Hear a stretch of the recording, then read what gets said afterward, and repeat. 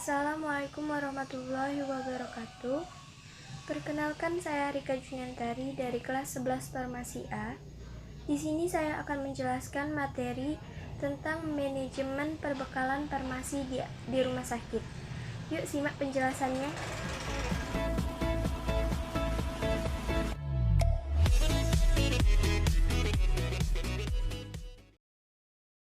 Standar pelayanan kefarmasian di rumah sakit meliputi standar yang pertama itu pengelolaan sediaan farmasi, alat kesehatan, dan bahan medis habis pakai.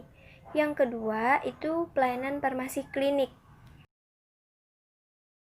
Pengelolaan sediaan farmasi, alat kesehatan, dan bahan medis habis pakai meliputi yang pertama pemilihan, kedua perencanaan kebutuhan, 3 pengadaan, 4 penerimaan, 5 penyimpanan, 6 pendistribusian, 7 penarikan dan pemusnahan, 8 pengendalian, 9 administrasi.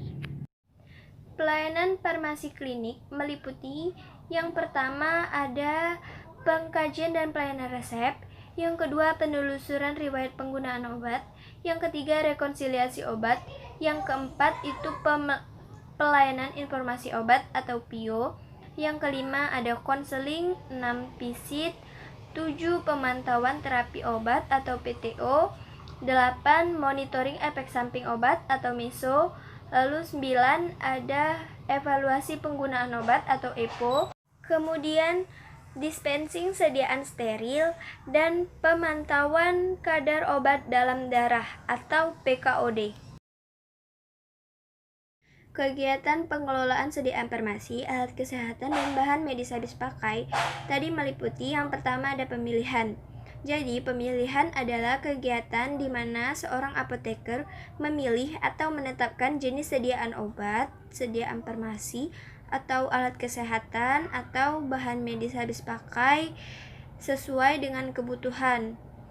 Itu semua dilakukan berdasarkan yang pertama itu berdasarkan formularium rumah sakit, berdasarkan pola penyakit, berdasarkan standar sediaan farmasi, alat kesehatan, dan bahan medis habis pakai yang telah ditetapkan di rumah sakit, berdasarkan efektivitas dan keamanan, berdasarkan mutu, berdasarkan harga, berdasarkan pengobatan berbasis bukti, berdasarkan ketersediaan produk di pasaran. Yang kedua, itu ada perencanaan kebutuhan.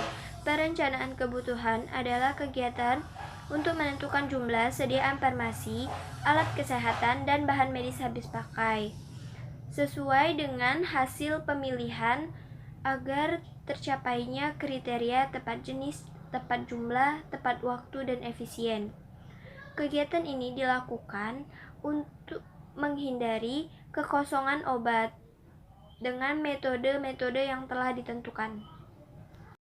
Perencanaan juga harus mempertimbangkan antara lain seperti anggaran yang tersedia, sisa persediaan, lalu data pemakaian waktu lalu, terus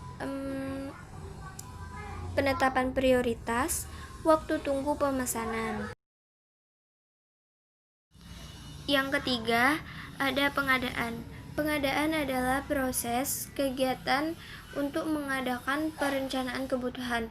Pengadaan yang efektif itu harus menjamin ketersediaan obat, jumlah dan waktu yang tepat, dengan harga yang terjangkau dan sesuai standar mutu. Pengadaan dapat dilakukan dengan 3 cara.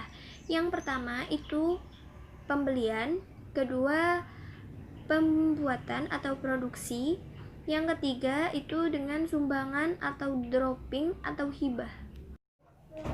Hal-hal yang perlu diperhatikan pada saat pembelian meliputi yang pertama kriteria sediaan farmasi, alat kesehatan, dan bahan medis habis pakai.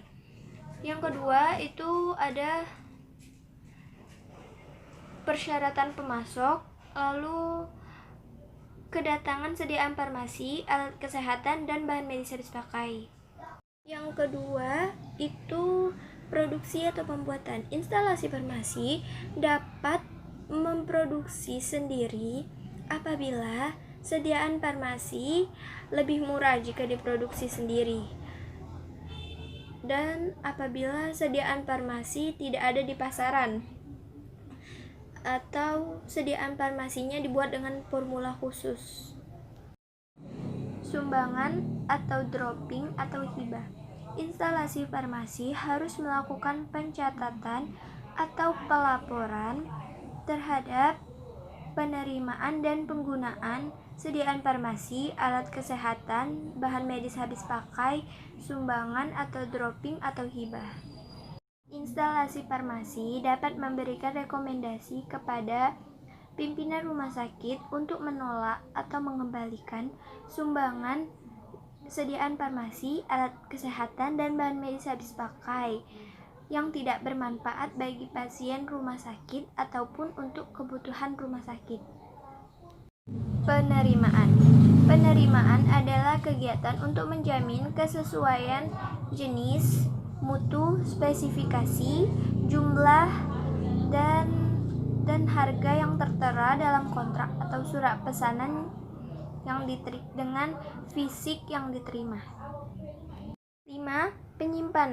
Penyimpanan harus menjamin kualitas dan keamanan sediaan farmasi, alat kesehatan, dan bahan medis habis pakai sesuai dengan persyaratan kefarmasian. Persyaratan kefarmasian meliputi sanitasi, stabilitas, ventilasi, cahaya, kelembapan, dan penggolongan jenis sediaan farmasi, alat kesehatan, dan bahan medis habis pakai.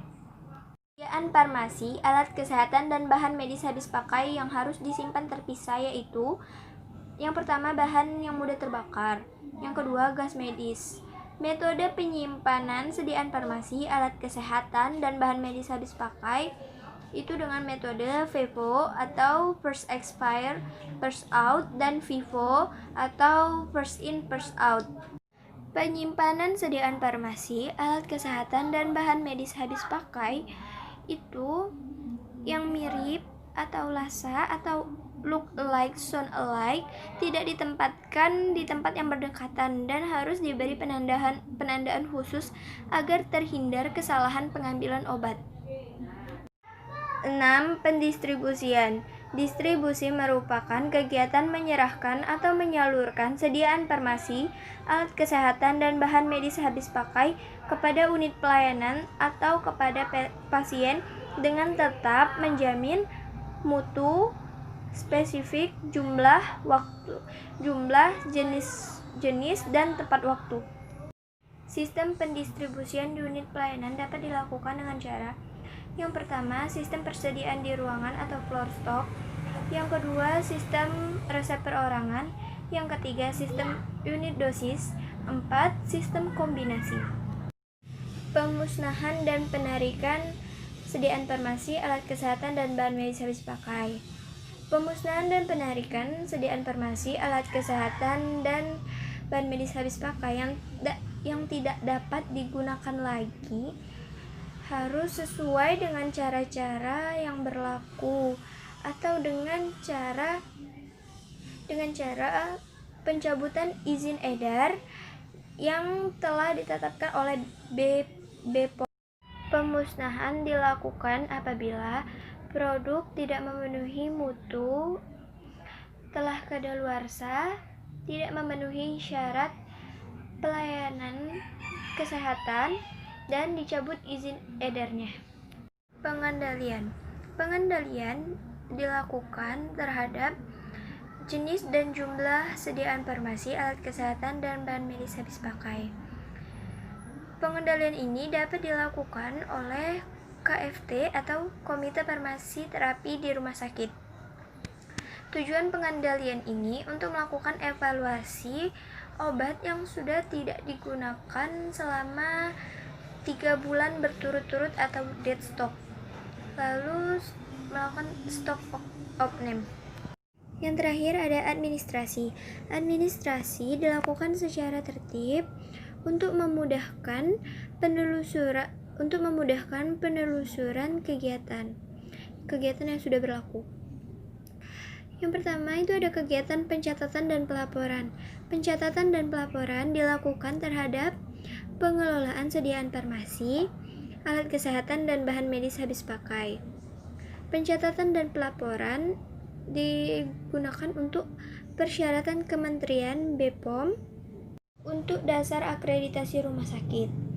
Yang kedua, ada administrasi keuangan. Administrasi keuangan merupakan kegiatan pengumpulan informasi keuangan, lalu analisis dan biaya keuangan, anggaran yang tersedia. Lalu ada administrasi penghapusan. Administrasi penghapusan merupakan penghapusan sediaan farmasi, alat kesehatan, dan bahan medis habis pakai yang sudah tidak terpakai lagi karena rusak, kadaluarsa, atau mutu tidak sesuai dengan pelayanan kesehatan. Baiklah, sekian pemaparan dan penjelasan dari saya. Hanya sekian yang dapat saya sampaikan. Saya mohon maaf dan saya ucapkan terima kasih. Wassalamualaikum warahmatullahi wabarakatuh.